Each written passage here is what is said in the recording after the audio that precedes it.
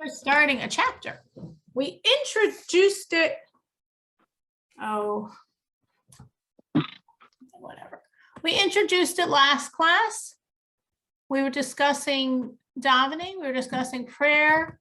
We were discussing our sometimes distractions and how we handle ourselves.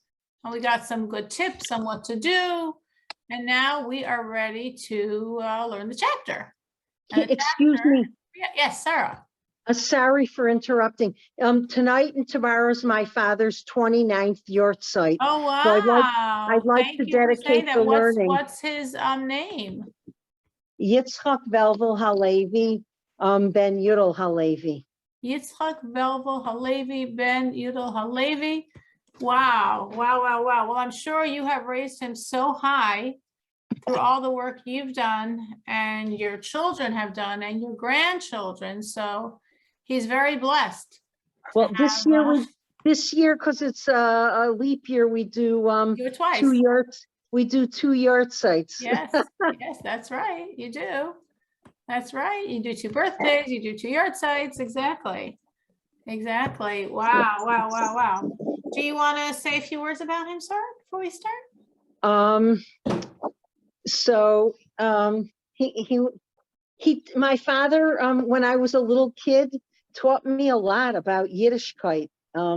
He taught all the brachais. I mean, for his limited kind of education, he knew a lot, and it was very, very important to him. And he cared about all people, you know, like his daughter. And he really, after his father passed away when he was in his 20s, in the 1940s, he took care of my bubby Toby and my uncle and my aunt, who were remaining people in the family, and always looked out for them, and you know, bought things, and you know, took care of a lot of different, you know, things. And he adored my bubby. When she passed away in 1962, he didn't miss a Kaddish, whether he was sick or not. And he would always, you know, make in the morning at Skokie Valley. And then he used to like to go for Mincha and Ma'ariv, especially in the summer months, to like the Matala Shul. It reminded him of the old West Side. And he just had those kind of feelings, Jewish you know? feelings, Jewish values. He passed them on to his daughter. He passed on the big heart. He passed on being the nurturer. So he lives on through you. He lives on. He lived on for 29 years through you. My mother, Allah Shalom, when he would go like fruit shopping or something, and he would get for my bubby, my aunt, my uncle, my mother would say to him, "What, you shopped for a village? How much did you buy? What do we need? A case of this and a case of that." So those are beautiful Jewish values, and that's beautiful that he retained them, and it's beautiful that he was able to pass them on. And very meaningful. And hopefully you pass them on to the next generation. You know, Baruch Hashem, I hope in the best way I can. You know, no one has perfection, you know. And it was such hashgacha pratis today. I had to go get a few things, and I ride these scooters in stores because I have that bad foot. So I'm by the Lemons in Valley, and I'm trying to pick lemons, sitting in the scooter, and this nice lady says, "Can I help you? I'll move some of the other lemons over," because she was picking also. And then I said to myself, "You got a neshek packet in the pocket." She was Russian, and she has a son who's in Poland. And I said, "Are you Jewish? I think you are." I said, because so she says, yes. so I said, do you light candles on Friday night? She said, I grew up, I was in Russia and we had nothing. I said, so now's the perfect time to start to bring light into the world. And it's such an important time now and stuff. She took it. And, we talked a little bit more. So I had promised, I made like a bli neder promise that after my foot gets better, that I'm going to go on Mivtsayim. Here So you I see, you paid, don't have to wait. yeah, I paid You have an forward. opener. You have a conversation opener. Yeah. So I have to pack myself a few more Neshek kits to put in the pocket of my purse. I was just so happy to do it. And that, Especially today, it should be an yeah. aliyah for your father. We know that anything a child does for their entire life automatically benefits their parents, because you're your parents' product, and especially in such proximity to the earth site. Yeah, Baruch Hashem, Baruch Hashem. So, yeah, Beautiful. I got my sense of humor from him too. He was like, he wasn't an angel as a kid and growing up, and but his heart was always in the right place. So Baruch Hashem. And thanks for letting me hijack. No. I'm very happy to do it, and I'm happy that this class should be an elevation for his soul, and that's a beautiful gift that we can have always, because that the learning can help someone, can help an neshama. All the relatives need to be back by now already. That's sure. Way overdue, but I know he's looking at having nachas.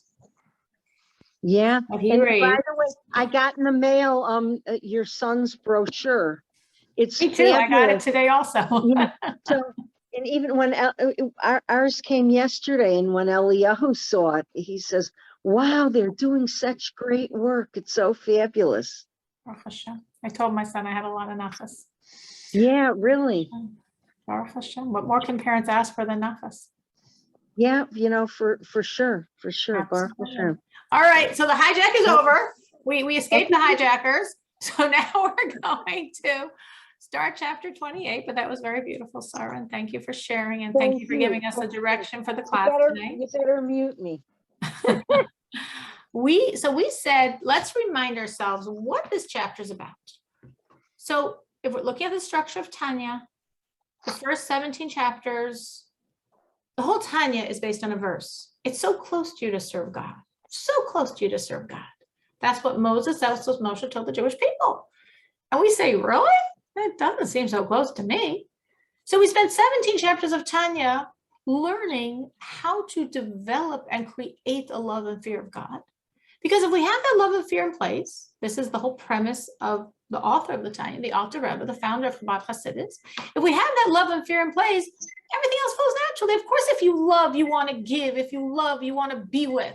So if you love God, you want to give him, you want to serve him, you want to give him your heart and your mind and your actions and your ears and your eyes and your speech and everything. And if you love God, you want to be with God. And the way you're with God is by serving him, by doing his commandments. And of course, if you fear God, you would never sin on any level, because the sin separates and you would never want to be separated. You have such love and fear of God. So that was the first 17 chapters. The difficulty is we know how to do it, but it's not so easy. It's a long road. So from chapter 18 to chapter 25, we discussed there's another approach, which again is shorter and easier, that we're not creating the love or fear, but it's still a big investment of self, because it's a very deep inner process of uncovering the natural love and fear we all have. And when we do so, when we uncover our natural love and fear, then again, we serve God completely. We're with God. We want to be absolutely fused to God because of love. We want to absolutely give to God. That's our service because of love. We don't never want to do anything to separate ourselves from God. So from that perspective, we do everything in our thoughts, in our speech, and our action. We keep away from any transgression. So what happens after chapter 25 in Tanya? We got till chapter 53 to finish this first unit of the 5 books within Tanya. This is the first one. There are 53 chapters. We just finished 25. What's left? So starting from 26 through 34, we discuss uprooting 2 traits that are so detrimental to our service and to our life in general, and implanting instead a different trait. We discuss uprooting sadness, uprooting apathy, and implanting joy. And chapter 26, 27, and 28 is basically don't be sad. 29 begins working on the apathetic energy. But 26, 27, and 28 is don't be sad. So in 26, we said, don't be sad for any physical reason. It's all God. It's all God's love. It's a very high love. It's a very concealed love, but it's him and he loves you and it's an embrace. But what if I transgressed? Oh yeah, that might be a reason to be sad. But you gotta be very careful with it at pre-designated times. Make an appointment with yourself. Stick to the appointment time. Don't run over. Get in and get out, because sadness is a very dangerous space. So we took care of all physical issues and all transgressions in chapter 26. What's left? So 27 and 28, we deal with, you're not sinning, but you're being tempted to sin. You're being pursued by your evil inclination, and primarily in the most vulnerable aspect of self, which is our thoughts. Because to do something wrong, or even to say something wrong, is much more overt and concrete, even to ourselves. If I'm a godly person, why would I do that? Why would I say that? But to think, to control my whole thoughts, and there's such an arena of thoughts, and we're thinking every second of our life, so it's much more subtle, much more difficult area of control. And that's why we all struggle with our thoughts. We all do. Thoughts, feelings, all that inner world, that's so much more difficult than the outer expressions.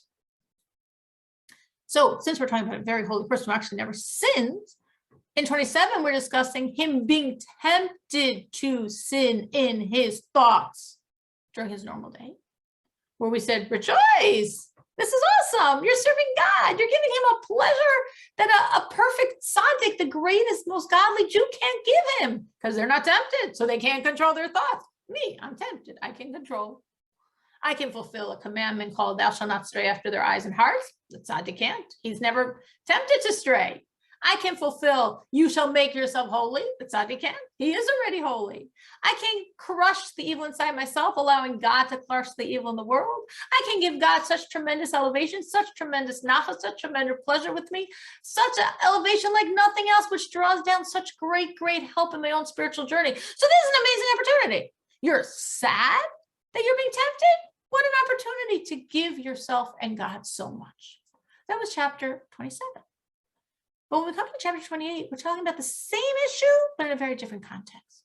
The context is when you're trying to do something godly, which in general, in our godly spheres, it's prayer or Psalms, which we consider like the same concept, or it's Torah study. So how can I say the same thing I said in chapter 27? Chapter 27, I said, whoa, this is a great opportunity. Amazing. This should happen every day. I know you're frustrated, but look, the mileage God's getting out of it, and therefore the mileage you're getting out of it, and therefore how we're transforming evil in the world. If you think there's a lot of evil in this world, go for it. Crush the evil in yourself. You're going to crush the evil in the world. What an amazing power. But I can't say all that when I'm supposed to be praying, when I'm supposed to be saying Psalms, when I'm supposed to be learning Torah, because I'm doing something godly. I'm serving God. This is a distraction. So I need a different advice. So that's chapter 28. That's what we're about to begin. And last week, we sort of discussed, without learning inside, different strategies that we had for focusing ourselves. Because I don't want to say all, I don't want to malign anyone. I will say most of us struggle with our thoughts when we're supposed to be concentrating on God. And when you're studying Torah, it's easier because you're more intellectually invested, and therefore it's not as difficult. But when you're praying, unfortunately, it's sometimes very easy for your mind to wander. And this is not an accident. This is the evil inclination's deliberate design to get us to space out. Like, wow, how did I get to this place so fast? I guess I wasn't very present. So let's learn strategies, what we can do about this, and how we should view these thoughts that are distracting me from what I'm supposed to be doing now, serving God through prayer. Everything we're saying here more or less would also apply to Torah study, but the example the Rebbe gives is prayer, and probably because I'm assuming because it's the more common situation When you're studying, again, it's an intellectual endeavor. Your mind is engaged. So it's much easier for your mind to stay focused. But unfortunately, for many of us, when we pray, we don't bring our mind into it. We could and we should and we must, but we don't always do that. And therefore, it's much easier for our mind to wander. All right, so looking inside, chapter 28. Everything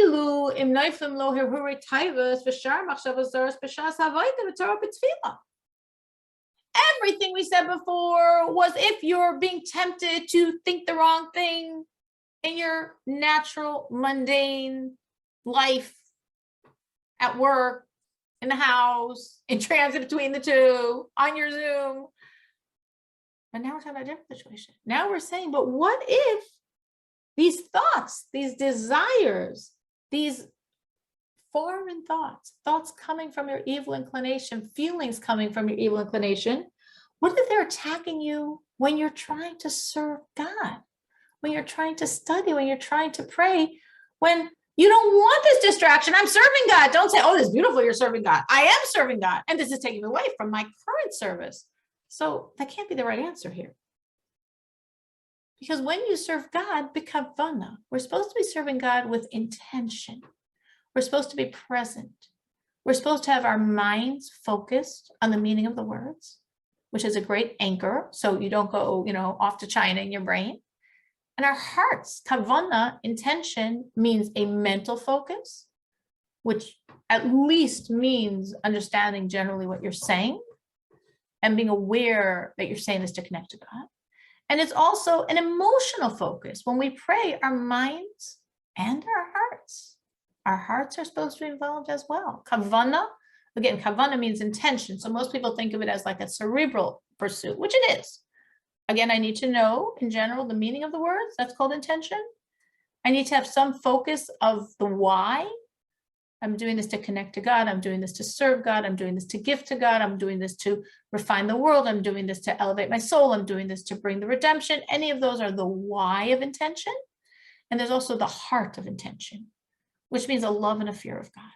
And all that's supposed to be happening when I pray or when I'm doing something else godly, like Torah study. So the first point is, you don't want to ruin your intention, which obviously wasn't so strong if they got in, but you don't want to ruin it. So don't pay any attention to them. As soon as you are aware of the thought, ignore it. That's very, very, very important to switch the channels. Now, the premise of this is your mind is under your control. I don't know, because it's been a long time, thank God, since I started studying Hasidus, but I sort of believe, and I was blessed to always be raised religious, but I don't believe before I started learning Tanya, I was aware of this. I was aware of the concept of the need to control one's thoughts and that we can. And many of us, especially if you don't learn Hasidus, also aren't always aware of this, that both there's a mandate to control your thoughts and that we can control our thoughts, that we have that power, because people often feel so helpless if a strong emotion is gripping them or a strong thought is gripping them. And they just feel like they're what can they do? It's in already, it's there. It's actually interesting because there's two perspectives on prayer. There's Chabad Hasidus, what we're learning. Chabad Hasidus is another term for Chabad and Lubavitch. It's synonymous. So Chabad Hasidus, founded by the Alter Rebbe with the Tanya and all the works of all of the successors. And what's called Chagas Hasidus. Chagas Hasidus, or it might be called the Hasidus of Poland, which was a very different type of Hasidic. It was also Hasidic, it was also in a dimension, but it was far less intellectual, it was far more emotional. So a very foundational difference between the two is actually in prayer. And from the perspective of what we call Chagas, which means the emotional Hasidus or the Hasidus of Poland, the goal was to pray very quickly. From the perspective of the Chabad Hasidus, which was the Hasidus of Russia, the Lubavitch Hasidus, Ukrainian really, the goal was to pray very slowly. I'm talking about the ideal, not what I do every day, but the ideal. Might not happen, but this is our goal. And why is there such a differing approach? So the Chagas Hasidus approach was, it's really hard to control your thoughts. So therefore, you want to move as quickly as possible. So, like the thieves, as they would say, the thieves shouldn't jump on the wagon. So if you move the wagon really, really, really quickly, the thieves won't have the opportunity to jump on and take your stuff. So therefore, go really fast through all the prayers. So there won't be time for the evil inclination to get a grip on you.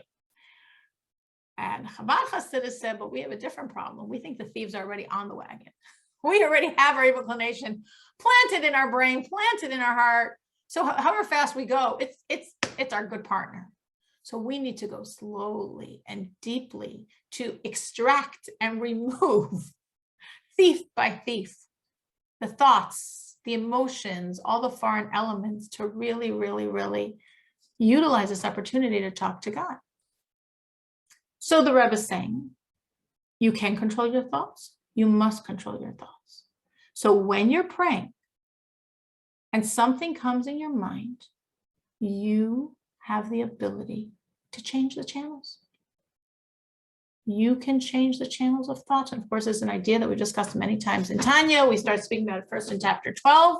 I've come across it many times since. But again, to me, it's a very big game changer in understanding we can and we must. How do we control our thoughts? Put something else in our brain. Put something godly in our brain. What should I put in my brain? The prayers you're saying right now. You don't have to maybe let me think of something godly. No, you're doing something godly. You're praying. So what you put in your brain is a more intense focus on the very prayer you're saying. That's how you move away from this thought. So switch the channel. Switch the channel by concentrating more intently. And what should you concentrate on so intently? The prayers you're saying. And if you don't feed it, it dies. If you don't energize it, if you don't think about it, might take a bit. Depends how strong the thought is. But it will just be dispelled by the light of your prayers. Now the Rebbe says, don't try to do something that people think they can do and they really can't. The Gam Aliyah Shoita, the Rebbe has a very strong expression here. He says, don't be a fool. It's pretty strong, especially we wouldn't find it normally in Tanya.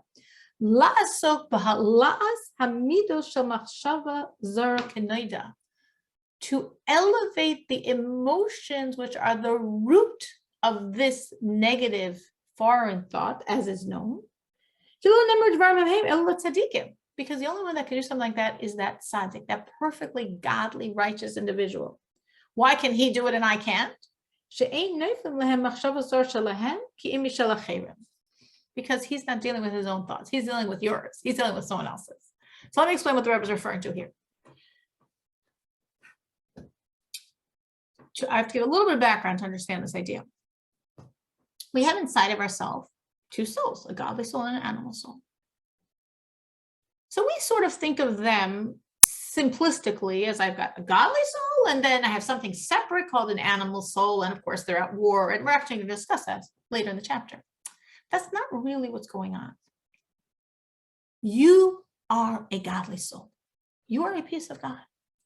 That's the essence, identity of every single Jew. Every single Jew is not exactly creation. Because what we really are our soul, and what our soul really is a creation, it's really a piece of creator. That's me. And yet, to this godly soul was given an appendage called my body, what I view as me, and an appendage called my animal soul. So the animal energy, which of course for most of us is that force battling my godly soul, is actually not an independent entity. It's actually an appendage of my godly soul, which means, and it works in both directions. On the positive side, every time I do anything godly, I'm really working through the animal energy. My godly soul has seized my animal soul, like we talked about in the beginning of this class, hijacking. So has hijacked my animal soul, and is using it as a vehicle to communicate with the body. Might sound like, I don't understand that. Very simple. Right now, all of us are doing something godly. We're studying Torah. So we have our mind, we're thinking. If you're me, you're talking. You're looking, if you're looking at the screen, or if you're looking inside the Tanya. You're moving your hands sometimes, like me. We're Jews. When we think, when we talk, we move our hands. So what's controlling me now? Well, my godly soul, obviously, I'm studying Torah. Good. So how's my godly soul get me to think, get me to look, get me to talk, get me to move my hands? It actually can't do that directly. The godly soul's too godly and my body's too coarse. There's too much in between this essence, godly energy, a piece of God himself, and a physical body. That's a very vast, vast gap. So the godly soul says, I need the animal soul. Because the animal soul, on one hand, I can relate to it. It's a spiritual entity. On the other hand, it's a very close partner of the body, because the animal soul and the body are like, very good friends. They're both sort of going in the same direction. So I can relate to the animal, and the animal can relate to the body. So through the animal, I talk to the body. So at this moment right now, as we are studying, really what's technically happening is my godly soul and her power of thought has seized control of my animal soul and her power of thought to control my mind and its power of thought. That my mind is absorbing godliness. And the same thing with my speech, and the same thing with my eyes, and the same thing with my hands.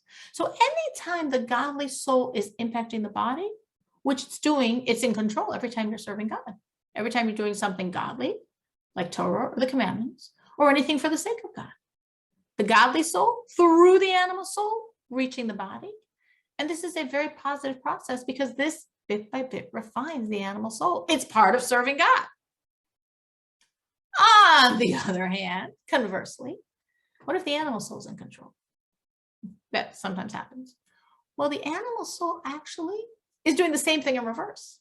She's pulling on the godly soul, not because she needs it to talk to the body. She and the body can communicate quite well for a different reason.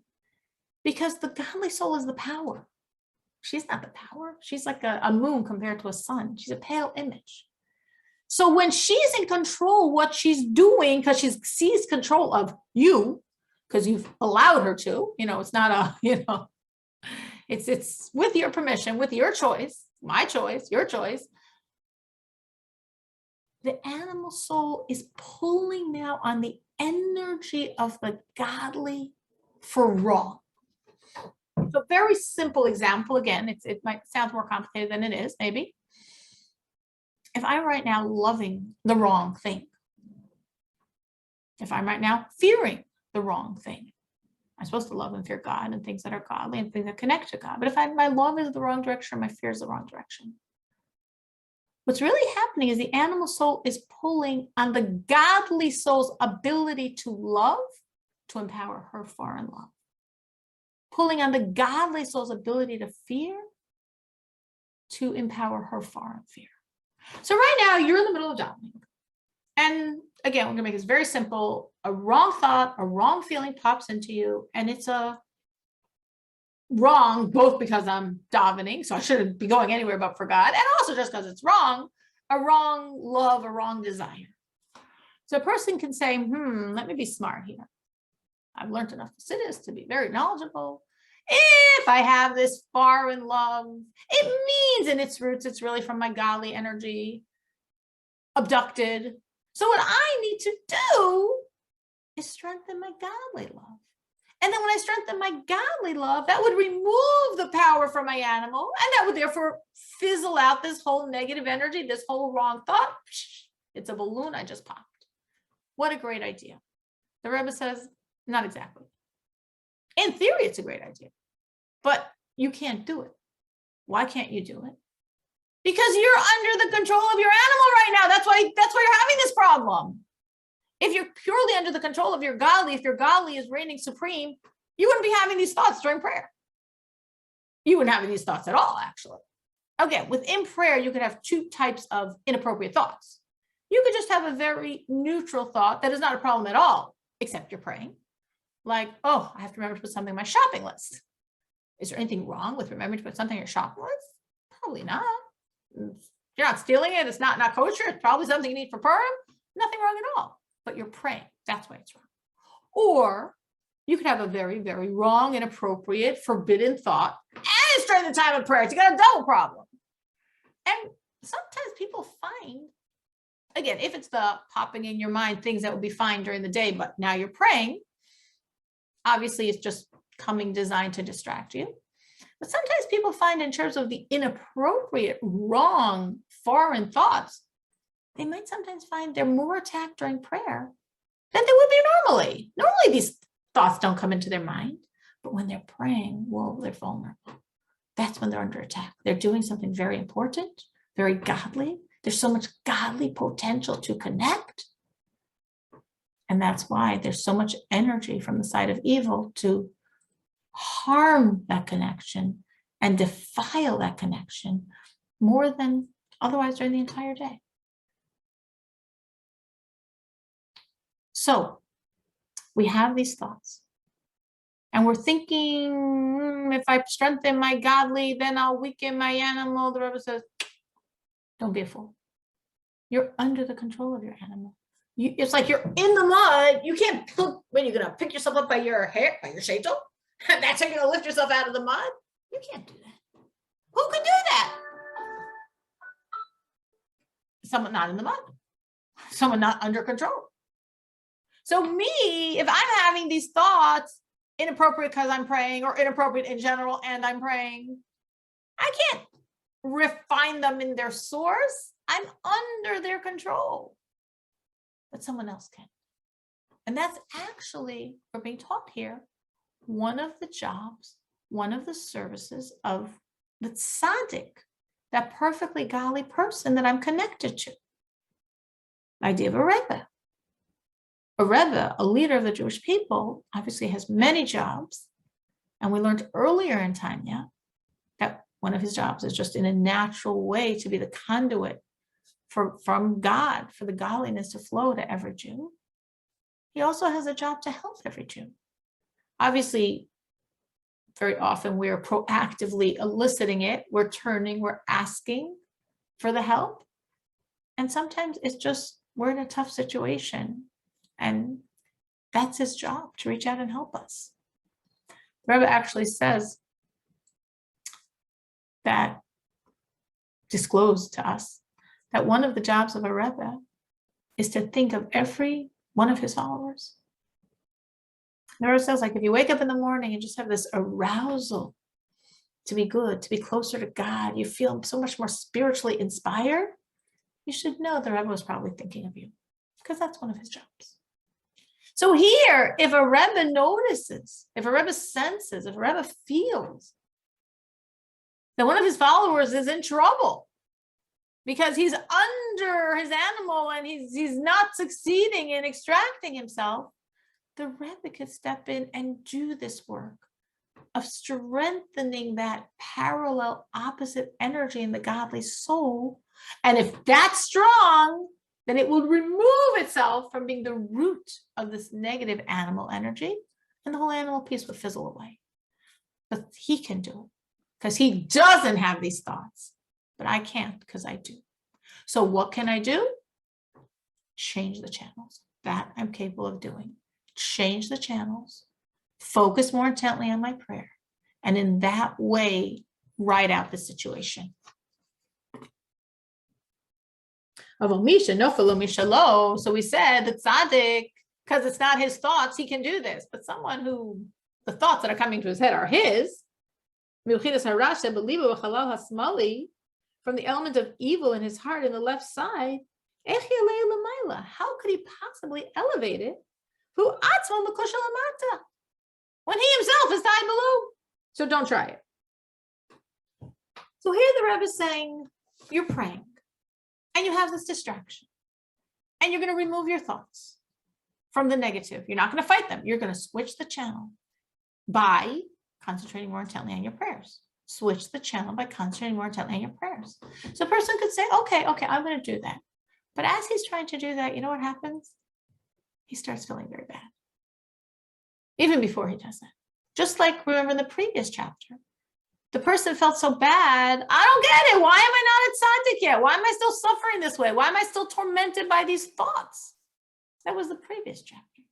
So here, the person also naturally can feel very bad, which, by the way, could be a ploy of the evil inclination and could be the entire reason for this thought, meaning the evil inclination is quite a shrewd character. You know, they're taught well, all the tricks. And perhaps, the whole reason it's bringing you to sin is for the gain it gets, and you're feeling bad about yourself afterwards. That's something to keep in mind. When we knock ourselves up over what we did wrong, that could have been the whole reason for the doing of wrong. That could be the greatest benefit the evil inclination is getting. Just like conversely, the Lubavitcher Rebbe says that sometimes you do something really good. Really good. Like that was amazing. Sometimes. And you sometimes from that fall into a lot of ego. And the Rebbe says that could be why your evil inclination allowed you to do it. It didn't fight you. It let you be the hero. It let you be the martyr. It let you be the unbelievable, amazing, because of the ego. Now, again, that doesn't mean you should feel bad about what you did so you don't have ego. But there's a difference, of course, between a sense of satisfaction, of achievement, of accomplishment, of growth, and a sincere gratitude to God that you had this opportunity, and an ego. And if it's the ego version of the story, the Rebbe says, maybe that's why your evil inclination allowed it to happen. Okay, you did an amazing thing, but the benefit it gains from your ego trip, it was worth it. So here, almost the converse, but also maybe more than distract you from prayers. The evil inclination is gaining something far more. How bad you feel about yourself because that's happening to you. So the Rebbe says, but nevertheless, even though you're trying to pray and the thought's coming and it's not a fun experience and you have to concentrate more and even more focus on your prayers to switch the channels, but nevertheless, don't get depressed over it.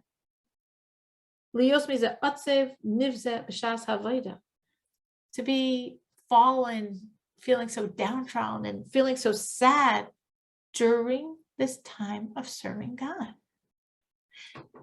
Originally in chapter 26, we said, don't be sad. In chapter 27, we said, don't be sad. You should be happy with this distracting thought. What a great opportunity. And in chapter 28, we're saying, don't be sad. You're serving God now. Service of God is supposed to be with joy.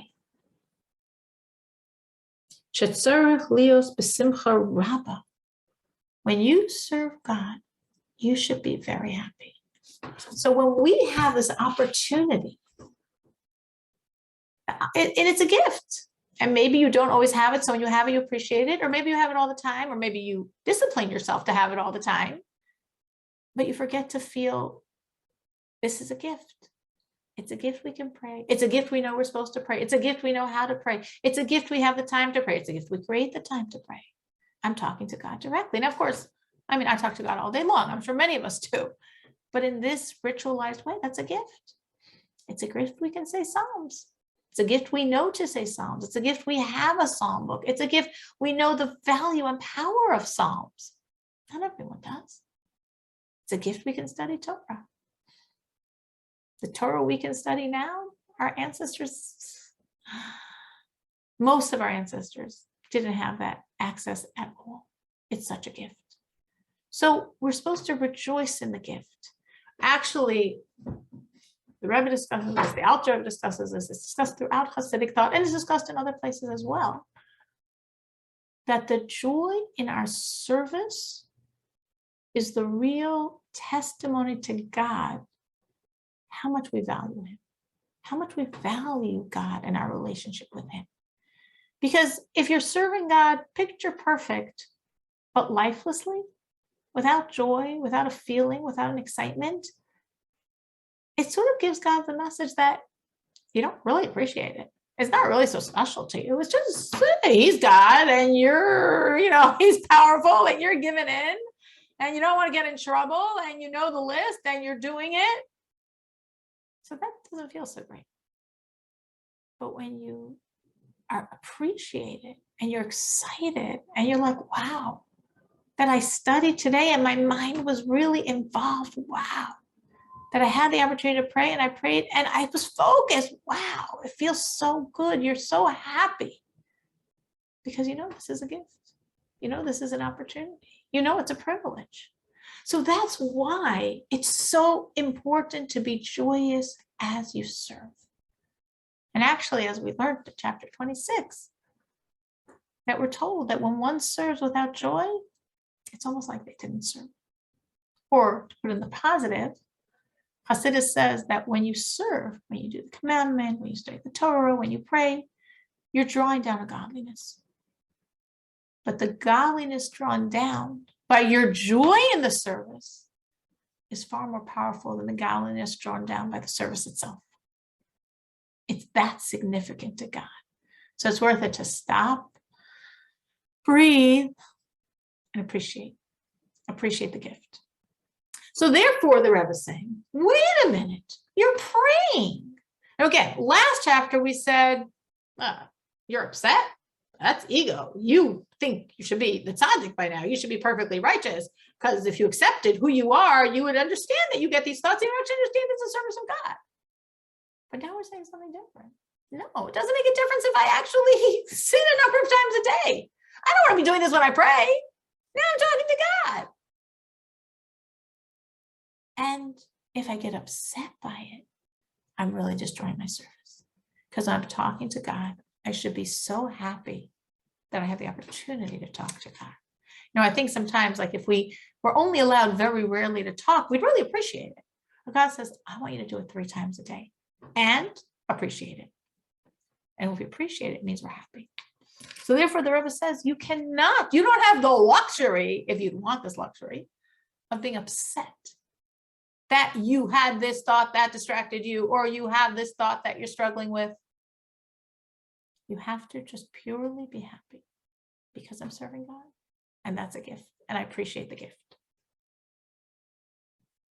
Ella adarabba, but it's the opposite. Yischazik yoser, strengthen yourself even more. V'yosef oimitz b'kol koicho b'kavanas hatzfila, and add intently in, as we said before, your concentration in prayer. B'chedva v'simcha yisira, and actually do it with joy. And we're going to explain why now you have an extra reason to be joyous. So again, the strategy is you're praying. You're trying to focus. Your goal isn't to space out and just get this over with as soon as possible. You are aware it's a gift. You're aware it's an opportunity. You're trying to make it real. And you notice that your mind's like, in Never Never Land, or actually thinking something very wrong, very inappropriate. Stop, the Rebbe says. Change the channels by concentrating more intently in your prayers.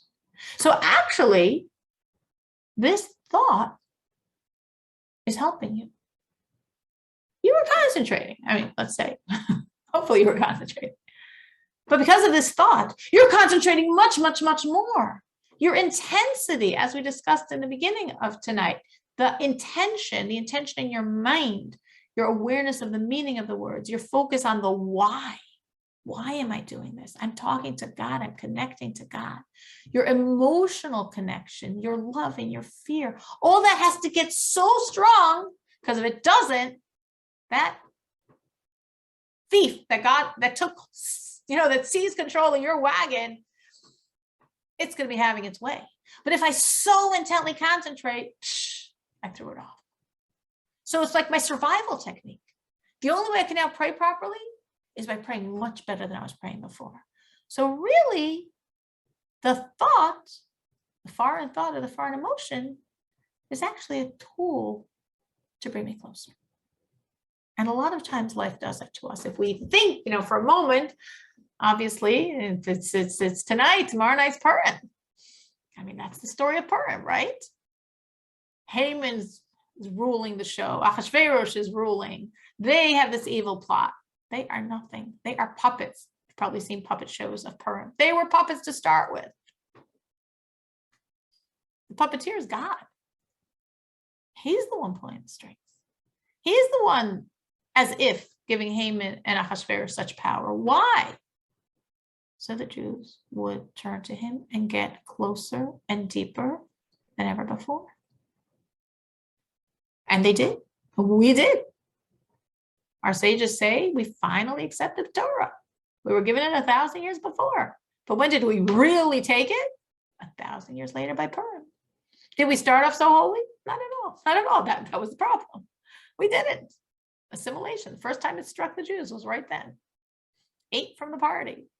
Totally threw off God's protection for Ahasuerus. And yet, by seemingly as if Haman and Ahasuerus such power, it brought us closer to God than ever before than we were before this. We finally accepted the Torah. And that's always the story. It was a story of Purim. It's a story when you pray. And it's a story we grapple with all day long. But whenever it seemed there's some foreign force that has control, that has power, the only power is God. Nothing has power but God. So why does he make it seem that the other side,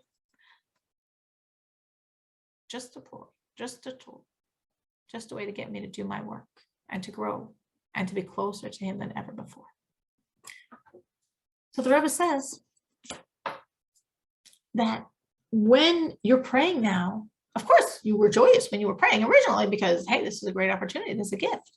But now you should pray with like a redoubled joy, with a greater joy than ever before. Besumo alibo, by recognizing something. The fact that I have this wrong thought or wrong feeling is coming from the animal energy. That's what's planted in the left side of my heart. Which is fighting with my right side. As we were taught many chapters ago, on the right side of my heart, that's the fortress, the emotional fortress of my godly soul. And the left side is the fortress of the animal. And the animal is now really starting up and really attacking. So the Rebbe says, you know what? The fact that my animal is attacking, that's a good sign. That's a good sign. Why is that a good sign? The Rebbe says, no, think about it. It's actually an awesome sign. It's a sign that should give you great joy. Why? Because we know what happens when people fight, when people wrestle. When one starts really winning and getting stronger, he strengthens himself. Well, then the other one feels very endangered and pulls out of himself more energy, more adrenaline, more danger, and fights back even harder. Oh, so I was praying, and my animal soul felt endangered. My animal soul felt the need to destroy my prayers. The Rebbe says, that's a good sign. And therefore,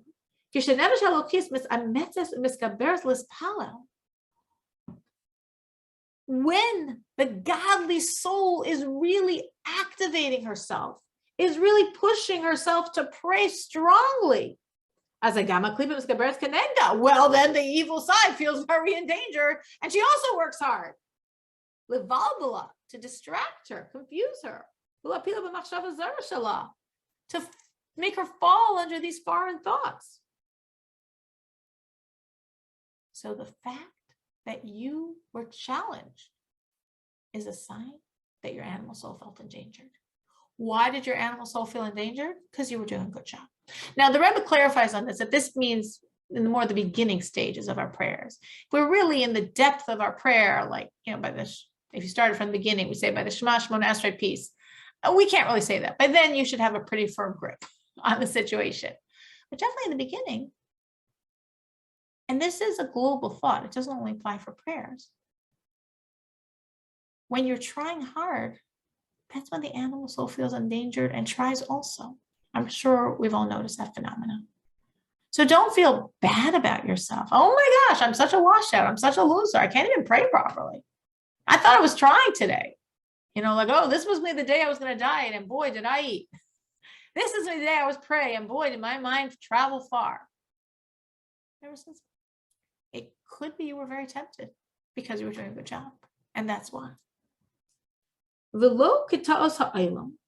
Don't make the mistake of the world, because this is a very common mistake that the world makes, especially when the Alter Rebbe wrote the Tanya, because now since the Tanya has been written, these concepts are more known, so less people make this mistake, but still many do. But for sure, before the Tanya was written, it was almost universal misconception.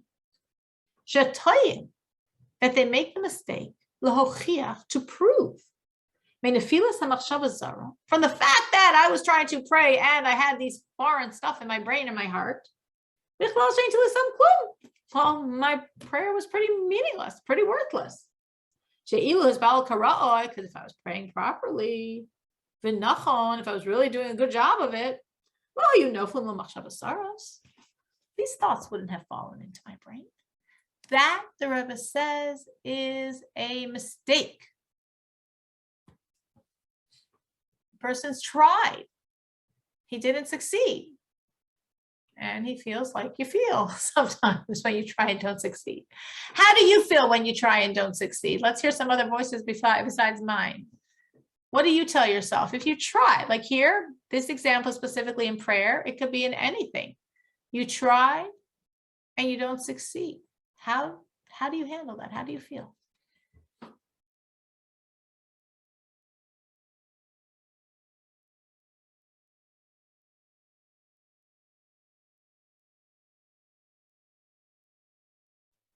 I beat myself up. Let's just be honest. My Yetzer Hara gets me double time. Right. Gets me twice. Yes, and Miriam says you feel not good. So Yehuda says, I'm honest. I mess up on this. Yes, when I want to do the right thing and I don't, my Yetzer Hara has a heyday. This chapter's for you. I'm glad you're here. Of course, generally are here. I'm glad you're here tonight. This is the point. I don't think Yehuda is unique. Maybe people could raise their hand if that's easier for them, if they feel like, yeah, me too. Sometimes I don't try. So if I don't succeed when I don't try, I don't beat myself up as much. But if I really try, yeah, Chava says, me too. When you try and don't succeed, for many of us, that is the evil inclination's golden opportunity and firma. And also, Sarah. this is Reba. Excuse me, this is Reba. Also, I feel bad about myself, but then I also feel like giving up, which is really obviously the Yetzer Hara is winning then. Right. So she says she takes it a step further. She She doesn't only feel bad. She's even more than that. She says, okay, I thought I was going to daven properly. I didn't pray properly. All right. I'm taking this as a godly sign. I'm done. Maybe next Rosh Hashanah, we'll see about it. I mean, I'm exaggerating a little, but I'm sure you're not the only one. You see, I think that also, even when I do what I committed to do, I think that simcha piece is so important, because I feel like even then I'm like, I could have even done better. It's like, it's almost like this, if you do it, okay, you could have done better. If you don't do it, oh, schlechte Mensch, like, I think that's called Jewish guilt. So, oh my gosh. It's like at either end. I'm sorry, it's Miriam. So I would like to hear from you techniques. I have one for myself, but I would rather hear maybe Well, let's hear more. what you do, Miriam. How do you So, overcome that negative for energy? me, I when I pray, I have a book in front of me. Of course, I'm reading, and I'm reading very, very, it's in voice, but very, very light, like nobody next to me would, maybe somebody very, very close to me in shul may hear, but usually it's very just doing with my lips. But as soon as I get this thought, like you said, I forgot to put on my list to buy something, this could happen, or don't forget to put the stuff in the dish, or something like this household stuff, or anything else, doesn't matter. I actually do see myself, I kind of like, I acknowledge this, and I start reading louder. And I loud to the point sometimes that I really like reading loudly. So of course, I do that and I find it very, Yeah. very effective. Yes, that is Yeah, definitely okay, one okay, but- one thing that really works for me is reading very loudly the prayers. Okay. And okay. I think it's just, first of all, the loud, I mean, spiritually, we're told that the voice, the energy in the voice is really transforming like the energy of the body to godliness. And that loud voice is an anchor. The Lubavitch Rebbe also says very, very important, which maybe isn't a challenge for you, but it's often a challenge for people to look at the words. Because if we pray the same thing every day, after a while, you're like, half saying it by heart. Yeah, that's true too. Some of them I could say just by heart. And when And you then- look at those words, the Rebbe right. says the words are holy. The words help okay. you focus. And I just mentioned last week, pointing. I find Pointing. if I Yeah, point point, as I right. pray, it Yeah. really keeps me anchored. What I try to do also is, again, I'm not saying I do this all the time. This is when I'm, doing it right. What I try to do is before each paragraph, I try to remind myself, it says in the Hayom Yom, in a collection of thoughts of the Lubavitch Rebbe for each day, that there's many, many deep spiritual intentions in prayer, of which we're generally clueless of. But if we think, God, accept my prayers as if I knew what I was talking about. Accept my prayers as if I was saying them with all the intents of Kabbalah. Accept my prayers as if I was saying it with all the Kabbalistic depth of the Arizal. Thinking that thought already attaches those intentions to your prayer. So I try, don't always succeed. What do you mean by saying? I did not exactly That understand. what I try, how I translate this to my practical reality is when I'm doing it right, which isn't every day, before I begin a new paragraph of prayer, I stop and think, God, accept what I'm going to say as if I was saying it with Kabbalistic intention. Even if you don't have, if you Oh don't yeah, know for sure. I don't have Kabbalah- any Kabbalistic intention. Yeah, no, I don't have any. I don't know No, the but Kabbalistic because intentions. we also need to understand Kabbalistic meaning. But we don't usually. We don't. Really. Okay. We're supposed to understand the meaning of the prayer, but we don't necessarily have a Kabbalistic intention. But when we say to God, accept my prayers as if I was saying them with Kabbalistic intent, it attaches a Kabbalistic intention to our prayers.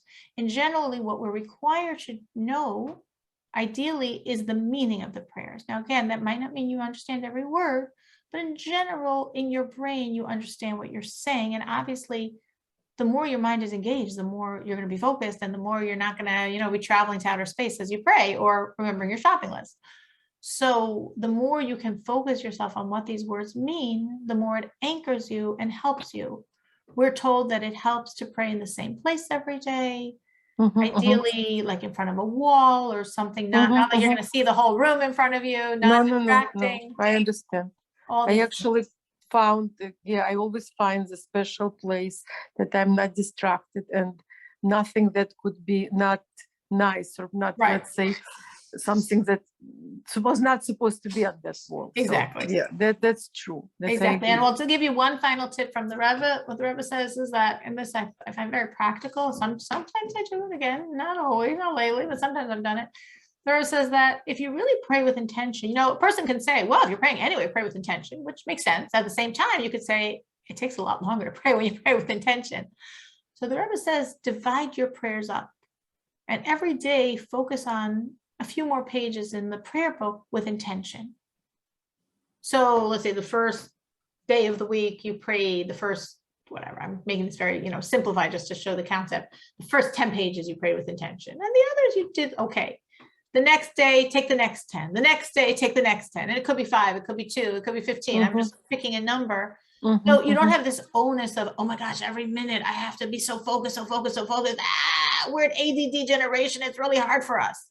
If you say, no, I just have to focus these pages, these paragraphs, we could do it. And then the next day we focus the next set. And the next day we focus the next set.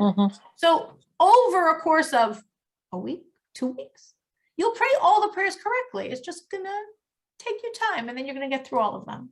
So that's a technique that the Rebbe advises to help if it's just too much to focus, too much time and too much mental energy to focus the whole prayer.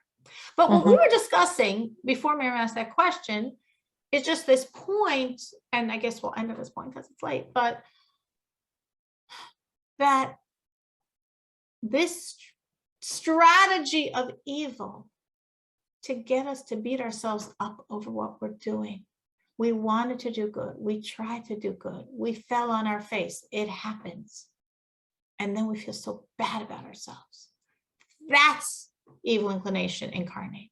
And as Reva say, take it a step further and then say, forget it. I'm not going to try again. Why fail again? It's even more. So it's a really important point. And of course, the Rebbe is going to continue this in the chapter. We're going to stop now. We'll pick it up next week. It's a very important point to really internalize this concept. The Rebbe is saying, not necessarily. I just want to say this to give people a tool for the next week till we finish this. The Rebbe says, not necessarily. The fact that you tried to do good and didn't succeed and your evil inclination seemingly won the day, that might be a sign that you were really trying hard. And therefore your evil inclination felt endangered and pushed even harder. Okay, you lost that little battle. You didn't lose the war. You actually were trying hard, and God appreciates that you were trying hard. And that was meaningful that you were trying hard. So don't feel that your lack of success means you failed. Not necessarily. It could actually be a sign you really were working hard. And if that thought doesn't work for you, just go more basic than that and say, I not only didn't pray properly, I'm now going to give the Yetzer Hara more fodder. I'm going to give him more opportunity to aggrandize himself. I'm going to give him more of my negative energy. At least, I've been doing this for enough years. I'm old enough to know its tricks. I find sometimes myself literally, I do this seriously. I try to laugh at it. I try to say, do you think I'm going to fall for that again? I mean, come on. How many times do you think I'm going to fall for that and I won't realize what you're doing? Come on. I'm not that, I'm not falling for this again. So sometimes when at least for me, it helps give me a certain perspective. I know what you're trying to do. You're trying to make me depressed. You're trying to make me upset. You're trying to make me upset at myself. Okay, I messed up. I don't also want to be upset at myself. I would just be messing up even more. So that sometimes helps me in that regard. All right, so we are exactly in the middle, but it's 9:40. We will stop this. Does someone have something to share, something they would like to thank God for that happened over this past week? Hi, it's Lisa. Hi, Lisa. Hello. 3 things. I would like to thank God for a loved one's successful surgery and that I had the Psalms to pray the whole time I was in the waiting room waiting. Secondly, another loved one emerging from a complete breakdown back into life and doing fabulously. And the third thing is my own birthday, a blessing every year for me. I would like to thank God for those 3 things. When was your birthday, Lisa? My birthday, I don't know my Hebrew birthday, but it was March 6th. All right, we got send me the date, the year and the date, and I'll tell you your birthday. Or you can ask from us. You could do it also. Oh, true, right? Okay. You're linked in. That's beautiful. Mazel tov for the birthday. Mazel tov for the Thanks. successful surgery. Mazel tov for that recuperation. Thank And you. that sounds like 3 amazing reasons to thank God. It sounds like it was a really special week. I'm very happy. Thank Very you. grateful. Beautiful. Thank you so much for sharing. Anyone else have something they'd like to thank God for?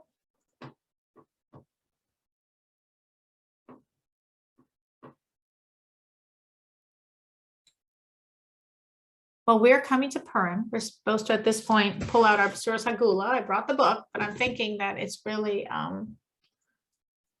of course, in this book, the Rebbe actually, there's a letter which the Rebbe sent in connection to the Gulf War, which of course ended on Purim. And there was spoke then of the tremendous miracles of the war, which the Rebbe said are actually even greater than we realize. And many years later, the secret files came out and we found out how much chemical and biological ability of destruction Saddam Hussein had and meant to unleash. And for some reason that is completely irrational, but God runs the world.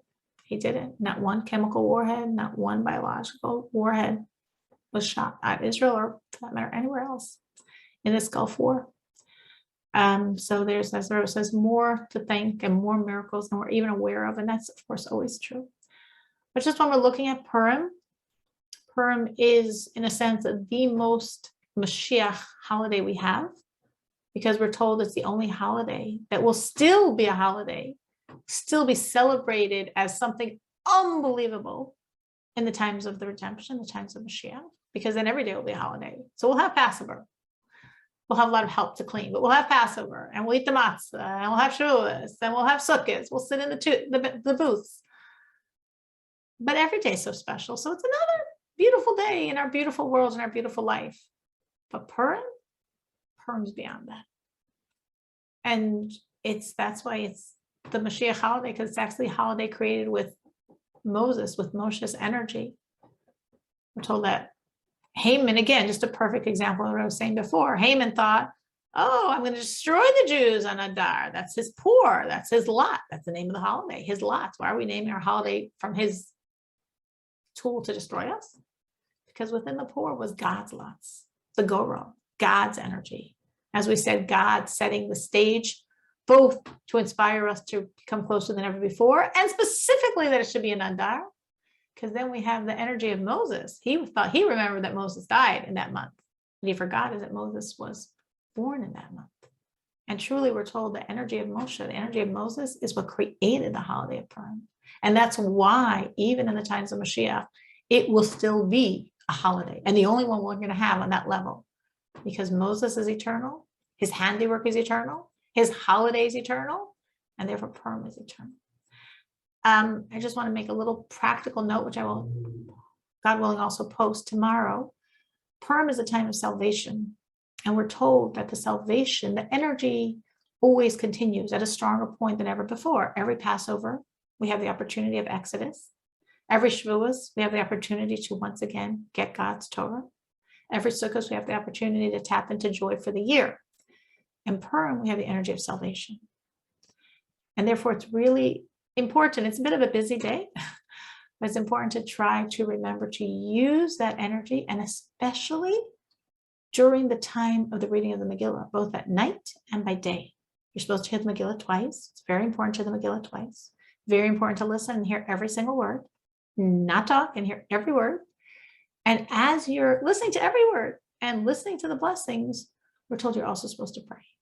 You don't have to pray, but it's a very, very auspicious time for prayers. So it's good to think of something in advance, because you don't want your mind wandering, because you have to hear every word. So you're hearing every word, and then have something in your head as well that you're turning to God and asking him for. Because Purim is the energy of transformation. It was transformative from genocide to us like ruling de facto the empire. It was enormous transformation from what seemed like the depth of darkness to an unbelievable light.